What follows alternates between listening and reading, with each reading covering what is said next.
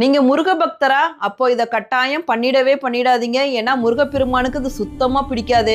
பாம்பன் சுவாமிகள் இத பண்ணனால கடைசி வரைக்கும் அவரால பழனிக்கு போகவே முடியல. பாம்பன் சுவாமிகள் முருகப்பெருமானோட தீவிர பக்தர்.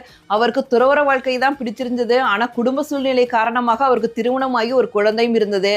ஆனா எப்படியாவது துறவறம் பூண்டறணும் அப்படின்னு நினைச்சுக்கிட்டு இருந்தாரு. ஒரு நாள் அவருடைய நண்பர்கிட்ட நான் பழனிக்கு போறேன், துறவறம் பூண்ட போறேன் அப்படின்னு சொல்றாரு. இதை கேட்டு அதிர்ச்சி அடைந்த அவருடைய நண்பர், முருகப்பெருமான் உனக்கு உத்தரவு கொடுத்துட்டாரா அப்படின்னு கேட்கிறாரு. அதற்கு பாம்பன் சுவாமிகள் துறவற வாழ்க்கைக்கு ஆசைப்பட்டு, ஆமா முருகப்பெருமான் என்னை பழனிக்கு வர சொல்லியிருக்காரு அப்படின்னு பொய் சொல்லிறாரு. அன்று இரவு அவருடைய கனவுல தோன்றிய முருகப்பெருமான், ஏன் நான் உனக்கு பழனிக்கு வர உத்தரவு கொடுத்ததாக பொய் சொன்ன அப்படின்னு கேட்கிறாரு. அதற்கு பாம்பன் சுவாமிகள், எனக்கு துறவற வாழ்க்கை தான் பிடித்திருக்கு முருகா, அதனால தான் பொய் சொன்னேன் அப்படின்னு சொல்றாரு.